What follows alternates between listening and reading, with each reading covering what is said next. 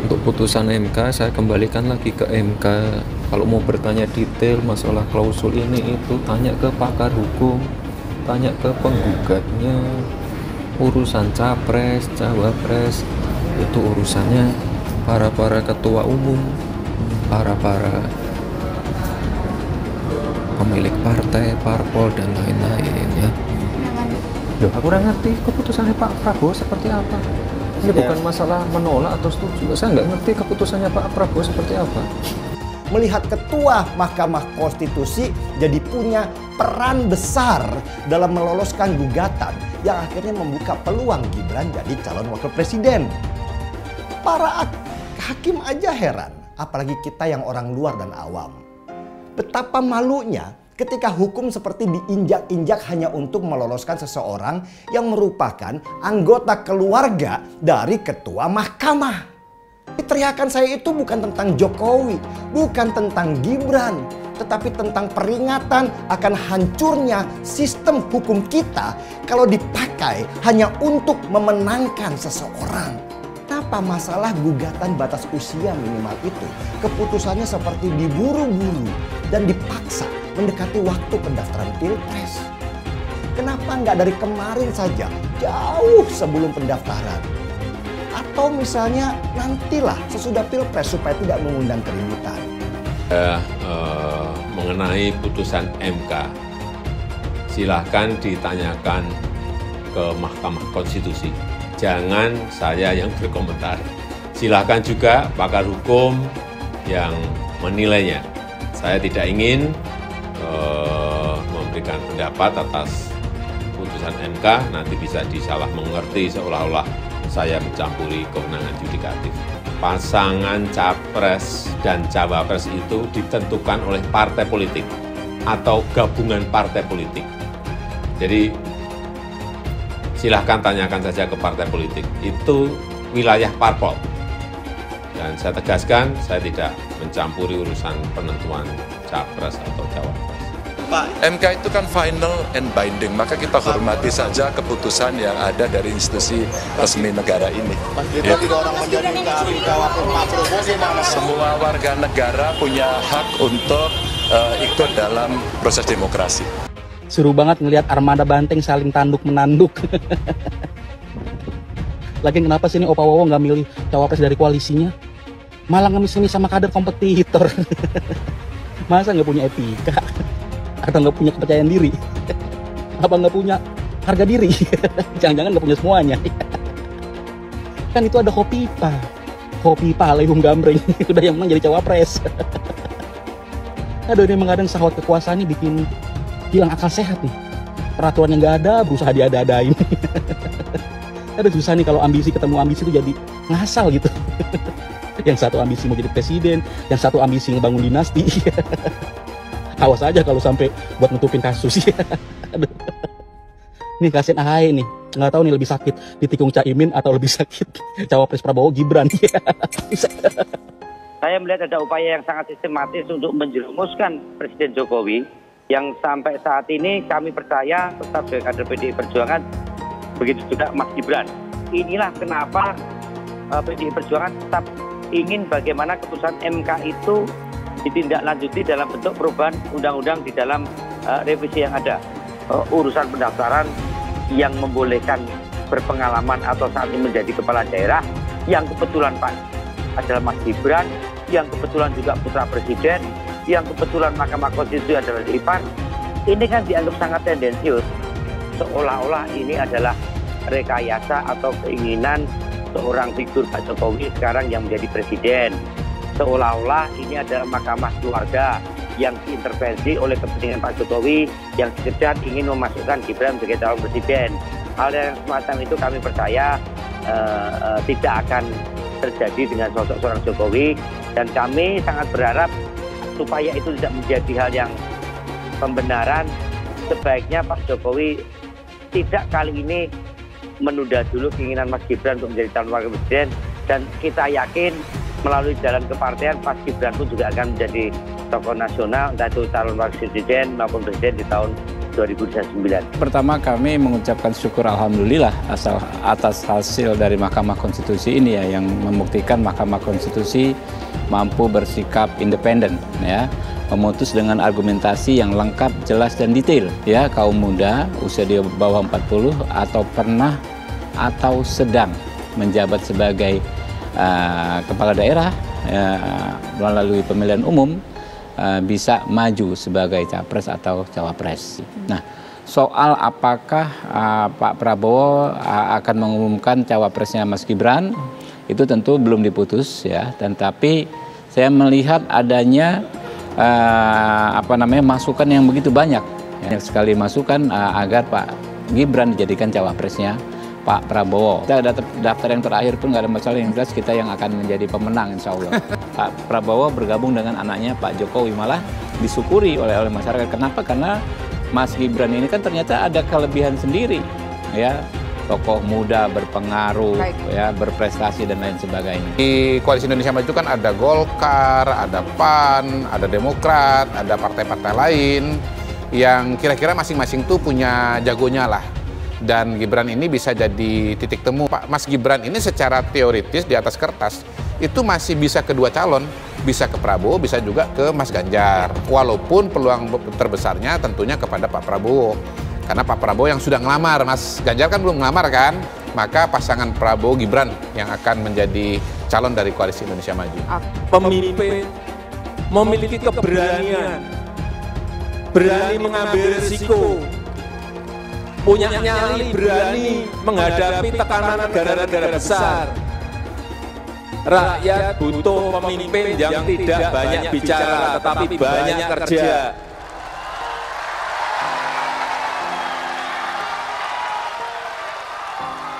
Yang mau bekerja untuk rakyatnya, yang mau bekerja untuk bangsanya, yang mau bekerja untuk negaranya.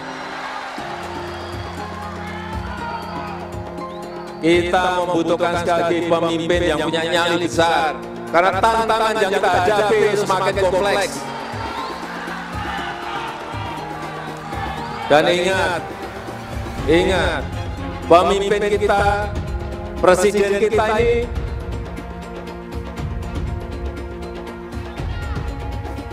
memiliki tanggung jawab untuk membawa kapal besar Indonesia yang penduduknya sekarang sudah 278 juta. Kita bisa lihat karakter orang ketika ada di kekuasaan. Dan kita harus berani tegas. Orang jahat itu, kata Nelson Mandela, nggak bisa ngurus negara. Karena di kepala mereka itu cuma ada kekuasaan dan kekayaan saja. Kalau Ganjar kan udah teruji. Jadi orang kalau belum pernah berkuasa itu gampang ngomongnya. Tapi kalau kamu udah di kekuasaan, karakter Anda teruji. Dan Ganjar teruji, apalagi saya sama beliau kan sama-sama di DPR juga dulu kan.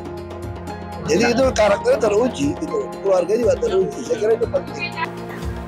Dan saya tuh sampai bingung, lah kok saya bilang Pak Jokowi petugas partai, kader, loh kok saya diomongkan yang namanya katanya terlalu sombong. Itu adalah ADART di partai kita. Saya pun petugas partai. Sekarang kan amburadulnya apa?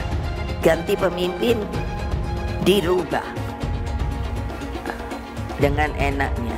Bagi saya coba, apa ndak pusing ya persoalan capres dan cawapres? Loh saya sendiri sampai bingung loh. Di media tiba-tiba dibilang gini, oh iya sudah ada persetujuan bahwa nanti Pak Prabowo jadi presidennya, Pak Ganjar jadi wakil presidennya. Aku terus di rumah melongo, ini yang ngomong si sopo ya. Lah aku kok ketua umumnya malah nggak ngerti. Coba terus nggak usah didengerin. Lebih setuju lagi apa yang disampaikan calon presiden Pak Ganjar Pranowo.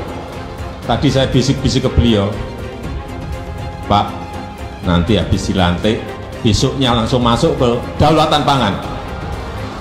Nggak usah lama-lama. perencanaannya disiapkan sekarang, begitu dilantik besok langsung masuk ke kerja kedaulatan pangan.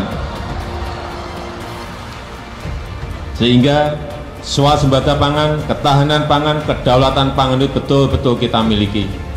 Dan saya yakin Pak Ganjar mampu menyelesaikan ini. Ya kita jujur aja ngomong, kalau Anda mau jadi presiden dan wakil presiden, nah kalau tanya sama saya, kamu mau jadi politisi, mau jadi apa sih? Ya kalau nggak beres negara ini, ya saya mau jadi presiden. Kan cuma jadi presiden bisa cepat membereskan itu. Coba lihat, kayak di DKI, kok nggak ada Ahok, nggak ada demo. Kalau Ahok nggak nyalon kan nggak ada masalah kemarin. Coba kalau ada Ahok, jadi Ahok itu adalah orang yang tidak boleh di politik karena dia membuat bangsa ini tidak bisa bersatu. Itu terbalik-balik. Yang pengen pecahin orang siapa? Kok saya yang dituduh? Ini bagi saya itu aneh gitu loh. Tapi itu fakta. Nah, makanya saya tetap ada di PDI Perjuangan karena satu-satu partai yang tetap mencalonkan saya di DKI dengan ancaman macam-macam hanya PDI Perjuangan. Kata Ibu Mega, mau jadi apa bangsa ini? Kalau kamu Pak Ahok yang bisa kerja, yang jujur, tidak boleh mencalonkan diri. Masa orang yang nggak jujur, yang itu mau yang bisa dicalon, katanya mau jadi apa, bisa kerja apa? Makanya saya pribadi ya putuskan dia ikut Ibu Megawati, PDI Perjuangan. Saya itu dia bisa berani terang-terangan. Kalau di DKI dulu saya sudah mundur, dianggap bikin kacau, bisa bikin demo. Ini sesuatu yang aneh menurut saya gitu loh. Nah, Ibu Mega nggak boleh mundur, harus maju. Mau jadi apa bangsa ini katanya? Kalau kamu ditekan untuk mundur. Nah itu yang saya sampaikan. Bilang dihalang-halangi, Anies masih sering bikin acara di sana-sini. Bebas pula. Duh, nggak capek apa ngibulin rakyat mulu, Pak? Nah, yang gue pertanyakan nih, Anies itu kampanye di mana-mana sering naik pesawat jet. Nah, pesawat jet biaya sewanya dari mana, Pak? Atau itu pesawat jetnya siapa, Pak? Coba jujur deh. Karena setahu gue nih, itu punya bos Anda, Surya Paloh. Anies bicara soal pendidikan. Padahal waktu dia di Jakarta, dia sendiri nggak mampu buat memberikan bangku sekolah yang cukup waktu mimpin di Jakarta. Artinya, dia nggak mampu memberikan bukti kalau omongan dia itu bisa dilaksanakan. Anies bilang, setiap jabatan harus diisi sama orang-orang yang kompeten. Lah, faktanya di Jakarta, beberapa jabatan diisi sama orang-orang dekatnya dia. Nggak kompeten pula. Terus TGUPP. Itu yang jumlahnya seabrek-abrek, fungsinya buat apa, Pak? Kok Jakarta makin berantakan sih?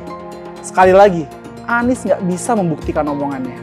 Anies bilang dia akan membuka lapangan kerja. Yang dulu janjinya 200.000 lapangan kerja, ternyata cuma ngomong kosong, alias cuma janji palsu. Soal pembangunan yang berkelanjutan. Dia bilang di Jakarta dia udah meneruskan yang udah baik. Lu jangan percaya ya, itu ngibul. Faktanya, nggak seperti itu loh. Belum lagi nih, program penanggulangan banjir. Jadi di daerah Jakarta itu ada daerah yang sebelumnya udah bebas banjir. Pas Anies mimpin, kok bisa-bisanya daerah itu banjir lagi? Gimana nggak banjir kalau kalinya udah nggak pernah dikeruk sama dibersihin, Pak? Kalau soal Jakarta, gue bisa bicara banyak deh. Jadi gue saksi bobroknya kepemimpinan Anies di Jakarta. Dan gue bisa pastiin, omongan manisnya Anies soal apa yang dia lakukan waktu mimpin Jakarta itu banyak ngibulnya. Milih Anies dan Imin setidaknya sudah menyelamatkan Indonesia dari kehancuran. Gus Dur saja dikudetanya, apalagi rakyat. Yang satu memang jago kata-kata, jago beretorika, nggak kelawan kalau soal kata-kata.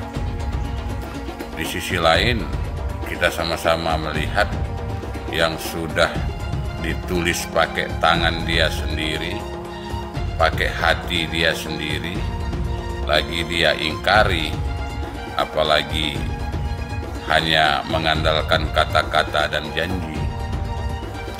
Pun demikian dengan janji Cak Ponimin. Gus Muhaimin memberikan program, siapapun yang hamil yang ada di muka bumi Indonesia ini akan diberikan tunjangan selama hamil. Karena itu yang masih jomblo secepatnya nikah, hamil, dibiayai kehamilannya oleh Gus Muhaimin. Akan mendapatkan subsidi, akan mendapatkan tunjangan rata-rata 6 juta selama kehamilan. Gus Muhaimin dan PKB menang. semua yang punya sepeda motor, BBM-nya kita subsidi gratis tanpa biaya. Siapa yang di sini punya sepeda motor? Tahun 2024 PKB menang Gus Muhaimin presiden, disubsidi serendah-rendahnya harga subsidi BBM. Kalau PKB sekarang bukan PKB Gus Dur, ini PKB Caimin. Jadi beda, PKB-nya sudah beda. Jadi nggak bisa lagi menurut saya, memang masih tetap jualan nama Gus Dur, itu ada larangannya jelas sekali. Tapi ya namanya orang masih mencuri-curi, kebiasaan kayaknya mencuri-curi. Mencuri partai, sekarang mencuri gambar. Gus Dur pendiri partai, orang yang dikatakan oleh Caimin sebagai guru politiknya, malah dikudeta, apalagi rakyat. Susah kan mau milih pemimpin seperti itu nanti? Pak Prabowo hari ini adalah calon presiden dari Partai Gerindra. Saya sampaikan berkali-kali bahwa saya tidak ingin menjegal, saya tidak mau menjadi orang yang dibawa untuk berhadapan dengan Pak Prabowo dan menghentikan Pak Prabowo. Saya tidak mau. Dan saya katakan itu kepada siapapun yang datang kepada saya untuk berbicara tentang calon presiden. Yang nanti anak saya dan anak-anak saya akan ingat itu. Nah, saya tidak mau mengkhianati, menikam pada orang yang dulu sudah bekerja, membantu, dan berjuang bersama. Bapak Politik Identitas Indonesia Anies Baswedan, Bapak Intoleransi Indonesia Anies Baswedan, jangan lupakan, jangan terlena, jangan sampai dia pecahkan kita dengan dagangan ayat dan mayatnya. Air itu turun dari langit, turunnya ke atap rumah langsung sumur bor, bukan ke sungai dan ke laut. Saya mensyukuri kenapa kalah, kenapa ditahan. Saya bersyukur atas itu semua. Saya coba bayangkan ya, kalau seandainya waktu itu kita menang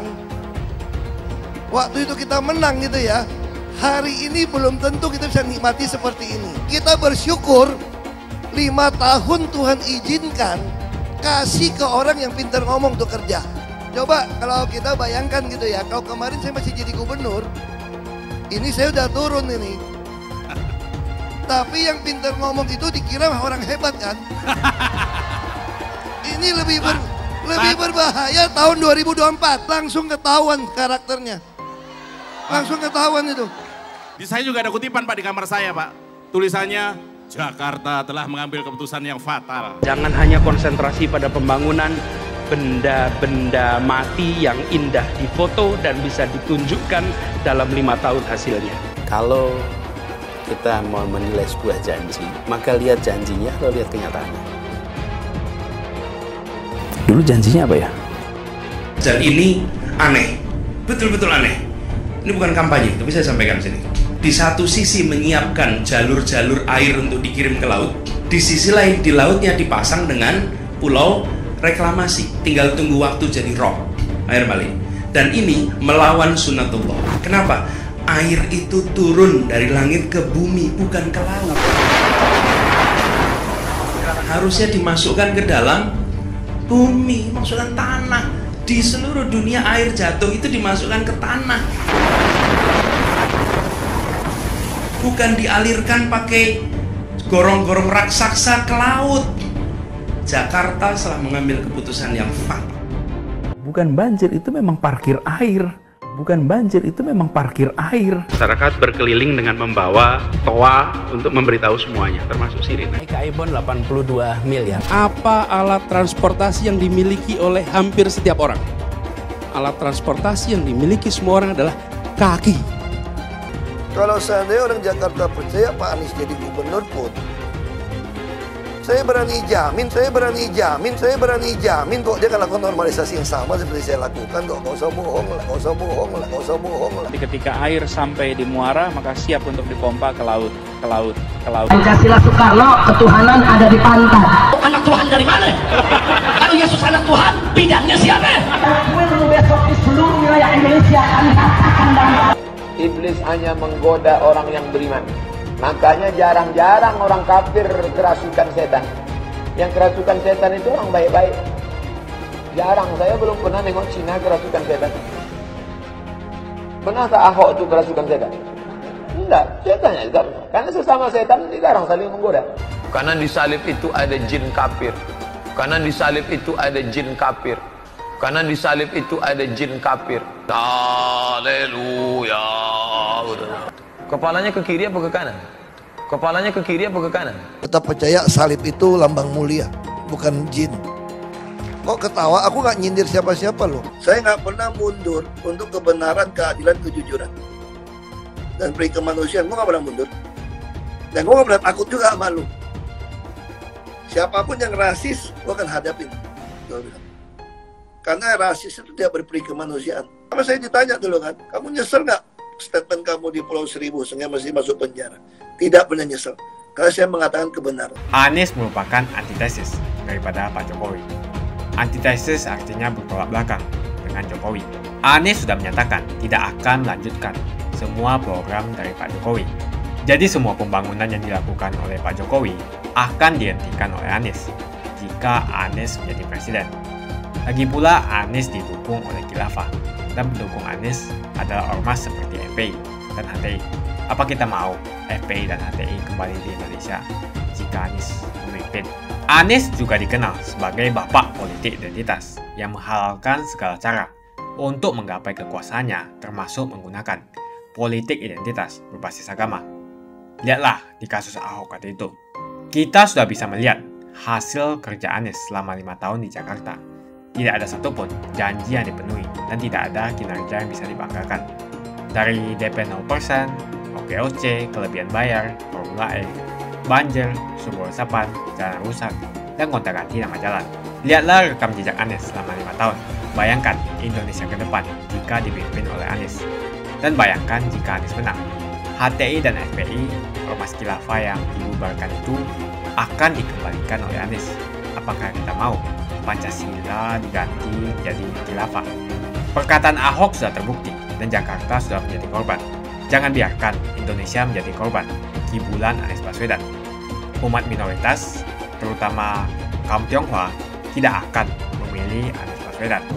Tunggu pertemuan saya besok dengan para pimpinan partai PDI Perjuangan. Ya. Ini bukan masalah pribadi. Kita harus berkonsultasi dengan banyak orang dulu. Sudah ada pilihan mas dari partai lain?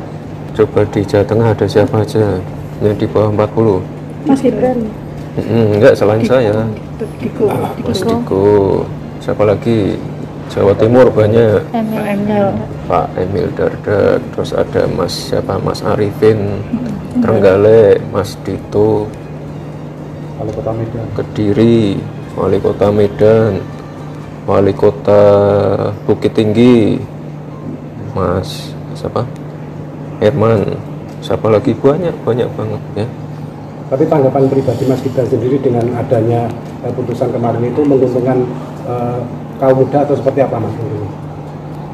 Ya keputusan MK ya kita kembalikan lagi ke MK ya.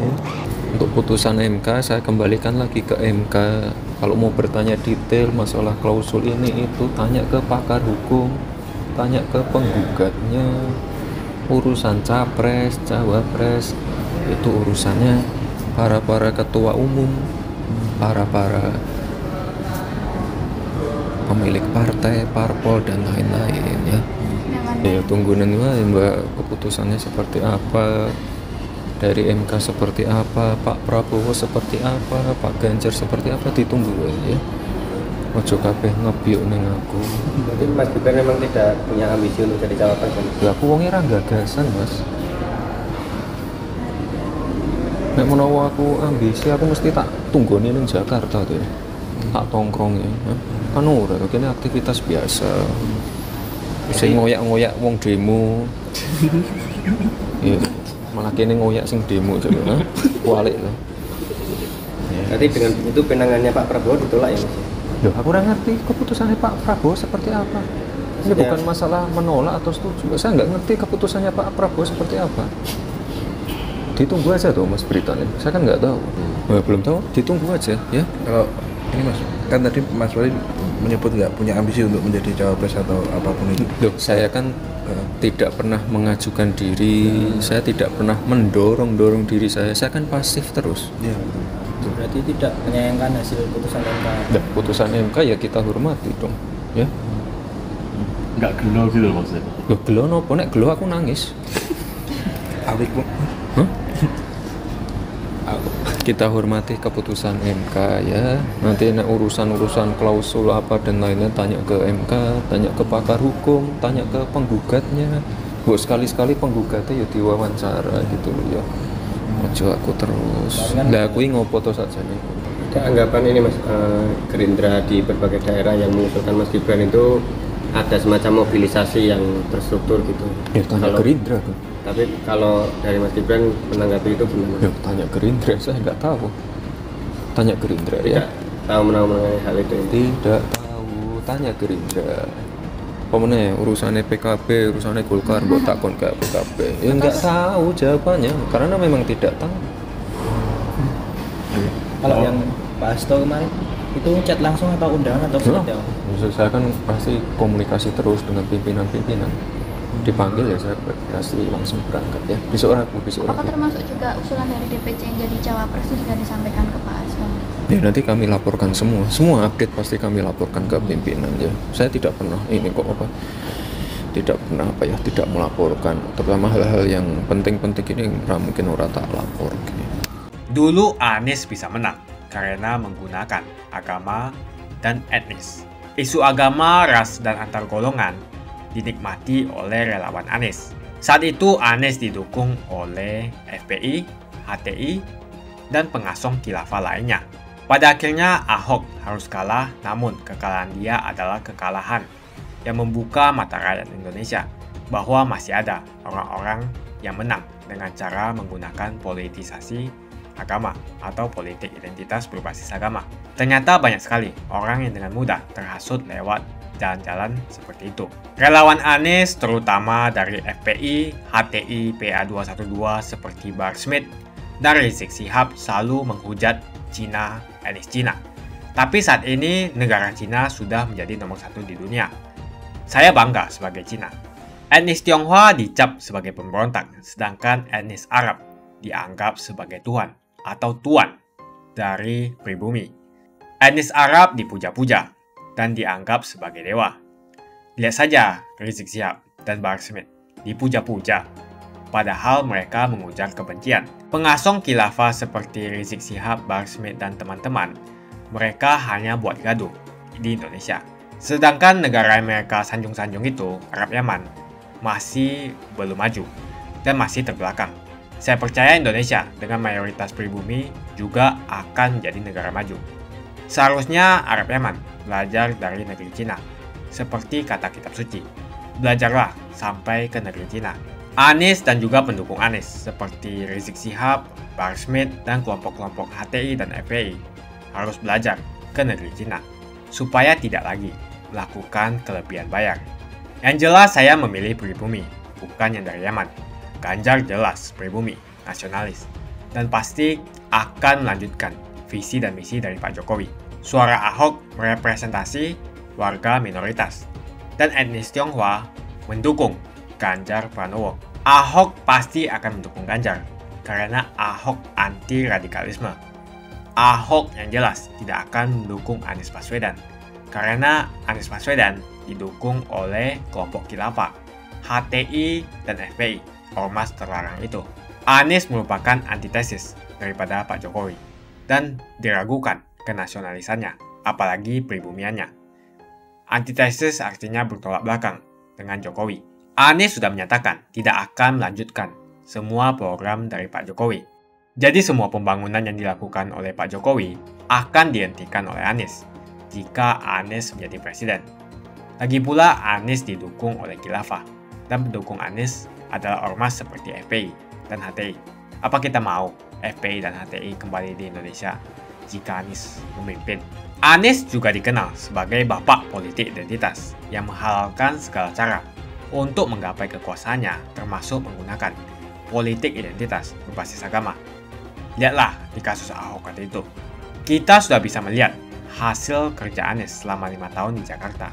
Tidak ada satupun janji yang dipenuhi dan tidak ada kinerja yang bisa dibanggakan. Dari DP 0%, OKOC, kelebihan bayar, Formula E, banjir, sumber resapan, jalan rusak, dan gonta-ganti nama jalan. Lihatlah rekam jejak Anies selama 5 tahun. Bayangkan Indonesia ke depan jika dipimpin oleh Anies. Dan bayangkan jika Anies menang. HTI dan FPI, ormas khilafah yang dibubarkan itu akan dikembalikan oleh Anies. Apakah kita mau Pancasila diganti menjadi khilafah? Bagian Indonesia Timur yang mayoritas non-muslim seperti Bali tidak akan setuju dengan khilafah atau sistem khilafah. Mungkin Indonesia akan bubar jika Anies menjadi presiden. Perkataan Ahok sudah terbukti dan Jakarta sudah menjadi korban. Jangan biarkan Indonesia menjadi korban kibulan Anies Baswedan. Umat minoritas, terutama kaum Tionghoa, tidak akan memilih Anies Baswedan. Saya yakin karma Ahok mengejar Anies Baswedan. Dulu Anies memainkan politik identitas kepada Ahok. Sekarang Anies dipertanyakan kepribumiannya karena dia teriaman. Itu saja opini saya hari ini. Tuliskan opini kalian tentang Anies Baswedan. Jika kalian setuju dengan pendapat saya di video ini, pastikan kalian menekan like di video ini dan bagikan video ini ke teman dan family Anda supaya mereka semua mengetahui tentang informasi ini.